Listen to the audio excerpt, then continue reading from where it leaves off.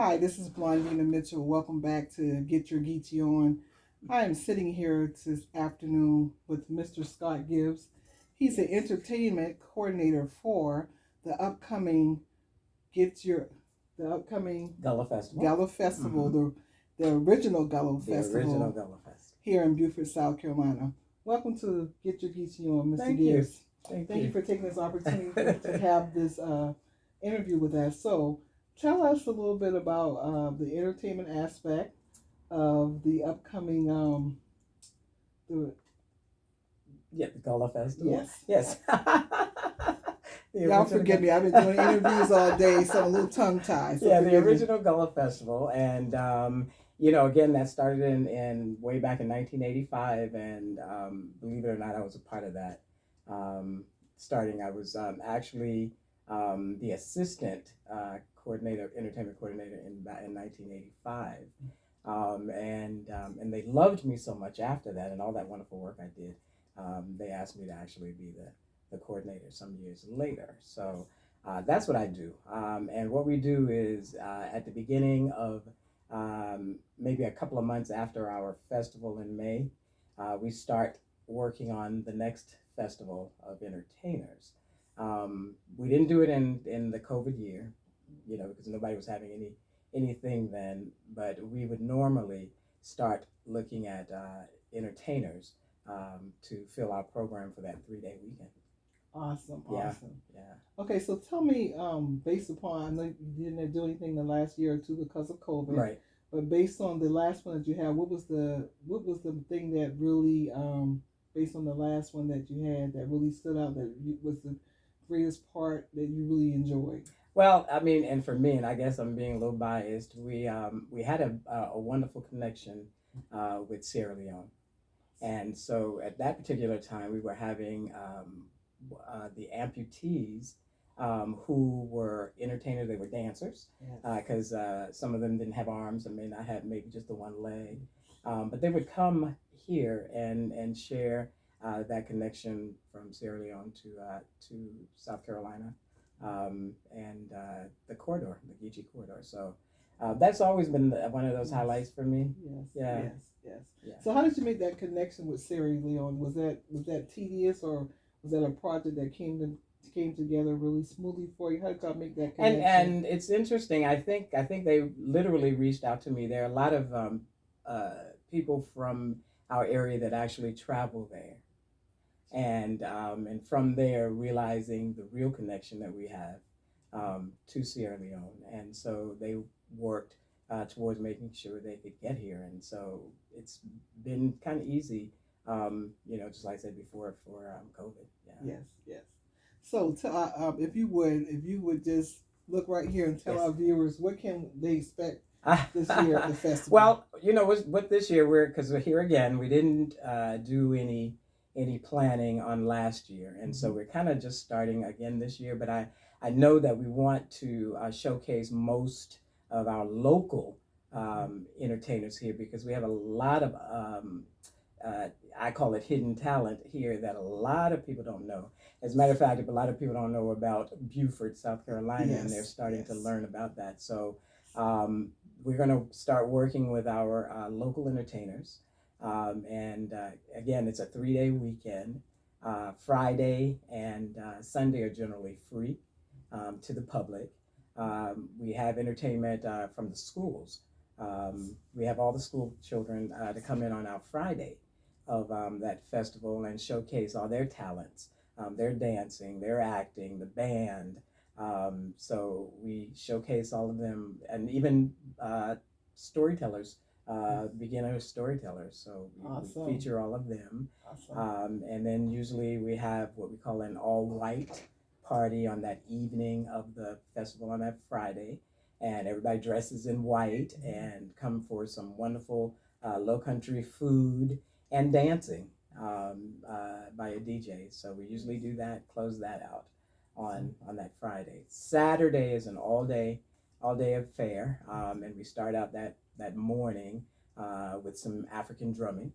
I was going to ask you about that, with the drums. We usually do there. We usually feature a group that's located here in the Sheldon area that we from the Yoruba drummers and dancers that we usually have here. And there's also a group out of Charleston, African dancers, female group that we usually have every year. And so throughout the day, we just generally have entertainment. It'll be storytellers again, dancers. So basically, that's the kind of thing we do on Saturday. And then feature a major concert in the evening hours of the festival. And on Sunday, we start out with our Hour of Power worship service right there in the park at the waterfront park, the Henry C. Chambers Waterfront Park, which is a beautiful. It is. I've seen it. Did you get to see it? Yeah. And I don't go out there often enough, but it's a really beautiful area, and I love it when we go there. So we do that in the morning. Then we have what we call a rededication ceremony of a marker where some of the African slaves came in Port Royal, South Carolina. So we usually go and commemorate that moment, come back to the park with some more entertainment. And hopefully I'm going to have the Marine Corps Band, the Paris Island Marine Corps Band. So hopefully we'll have more of that this time this year and have them there. And then that culminates our festival, our 3-day festival. And then, of course, Decoration Day, which is I'm a part of. It's a theatrical production musical that we hold, and I'm blessed to be a part of that. That's going to be a major production of during the festival. We have what we call Lest We Forget, and going back to some of those things like you and I were talking off camera about that our young people don't know about. And so that particular area will share all those kinds of things that we remembered when we were growing up, and the kinds of things that was going on here as we were growing up. And so lots of artists, food vendors, craft vendors. It's just a wonderful festival. Wonderful festival. Now, you're the coordinator, so do you have like other people that are working with you to bring this together? I do. I have and I keep saying but about 5 or 6 of us are on the entertainment committee, and so we meet and fuss and fight. Because I want this group. No, I don't want that group. So it's others that are part of that. So to tie it in all to this, will I be right and say that you actually have a heart and love for music? Me? Yes. Okay. So where did that all start? My mother. My mother sang in a gospel group called the Heavenly Four, and they were on the radio station every Sunday morning. It was WSIB, and they would go to that radio station, and she would take me with her, and I was always amazed. It was a quartet, 4 women, and I was just amazed at that. And so they would come to the house and practice, and so I grew up learning how to sing through my mom. That's amazing. Yeah. That is absolutely amazing. So let me ask you this. At the upcoming festival this year, can we expect to see choirs and and will they be coming just from the Beaufort area, or will they be coming from all over the nation? How does that work? Generally, they come from here. So we feature a lot of our choirs here. I'm also a part of a choir called the Fellowship Concert Choir, and then we've created what we call a Beaufort Mass Choir, which consists of 3 choirs: Gullah Kinfolk, St. Paul Baptist Church, and so and then the other choirs and churches in our area. That's absolutely amazing. Amazing. Now, for a lot of the viewers that may or may not know, how does music play such an intricate part of the Geechee Gullah culture?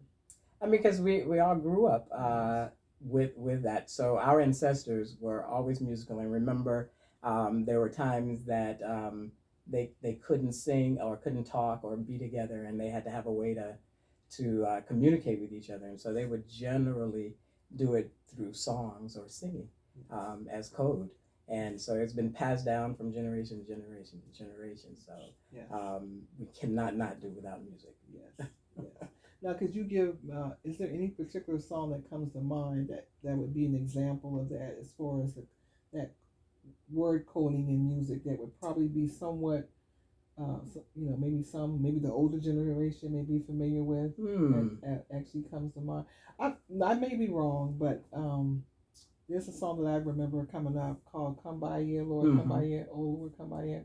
Do you know the maybe the background on what that? No, I'm not that familiar with okay. the background of that particular song. Yeah, I just wanted to see if there was maybe maybe a song or something that maybe somebody may have heard. Say, you know what? Yeah, I've heard that song before, but I never knew what the meaning was. So just wanted to. So let me ask you this: for the you said something about an all-white affair. So what is that, and how did that originate? Well, because we needed to.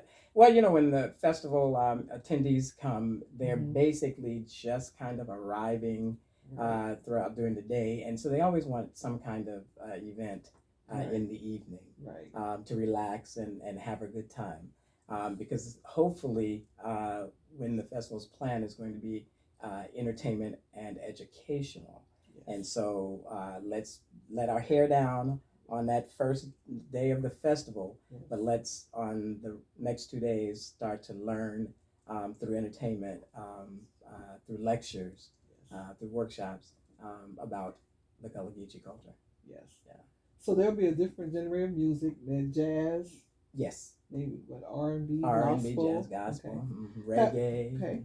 Awesome. So have we ever had any or have you ever had any well-known gospel singers that have come here? To the festival. Some that come to mind. And you're putting me on the spot because I can't remember. We did have a year that we had